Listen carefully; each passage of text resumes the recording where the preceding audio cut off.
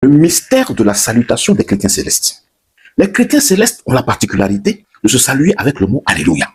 Et cette salutation est devenue une marque de distinction de cette église. Alors, je vais vous partager une révélation que le Saint-Esprit m'a faite au niveau en ce qui concerne cette salutation avec le mot Alléluia. Le Saint-Esprit m'a donné une révélation en songe sur cette salutation des chrétiens célestes avec le mot Alléluia.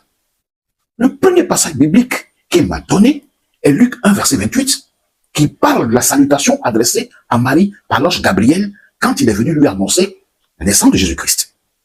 Le Saint-Esprit m'a expliqué que cette salutation adressée à Marie en lui disant « Je te salue Marie », que cette salutation porte en elle une bénédiction qui est contenue dans les paroles qui ont suivi la salutation. Paroles qui disent, et je cite, « Toi à qui une grâce a été faite, le Seigneur est avec toi. » Ceci pour expliquer que des bénédictions sont toujours rattachées aux salutations spirituelles. Le Saint-Esprit m'a expliqué qu'il faut que les chrétiens célestes s'appliquent à se saluer avec ce mot Alléluia, car ce n'est pas une simple salutation, mais en réalité un canal par lequel passent des bénédictions qui ne sont pas prononcées ouvertement. Alors pour illustrer cette idée, le Saint-Esprit m'a encore dit que lorsqu'un dévancier, par exemple, salue un frère en Christ en lui disant « Alléluia mon fils », il lui transmet par cette salutation des bénédictions cachées, attachées à la salutation, mais qu'il n'a pas prononcées. Et en répondant par « Alléluia papa », ce fils, à son tour, bénit son père spirituel. C'est donc un mécanisme spirituel de bénédiction réciproque par cette simple salutation. Et ces bénédictions peuvent apporter, selon le cas, la protection, l'ouverture des voies, la guérison, etc., etc. Ce mécanisme se réalise en 3 étapes que l'on peut illustrer selon les trois schémas qui vont s'afficher et que vous allez voir.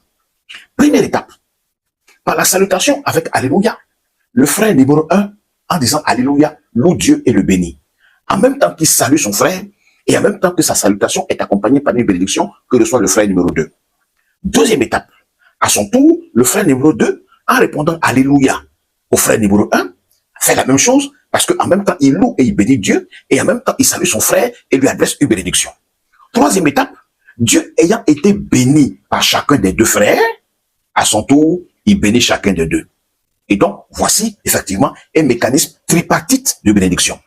Suite à cette révélation, j'ai entrepris de rechercher les fondements bibliques de cette révélation, sur ce mystère de la salutation avec le mot Alléluia. Voici quelques éléments que j'ai déjà commencé à trouver. Premièrement, le psaume 103, versets 1 et 2, démontre que l'homme porte en lui des bénédictions qu'il transmet par sa parole. Ce passage dit, et je cite, « Mon âme bénit l'Éternel, que tout ce qui est en moi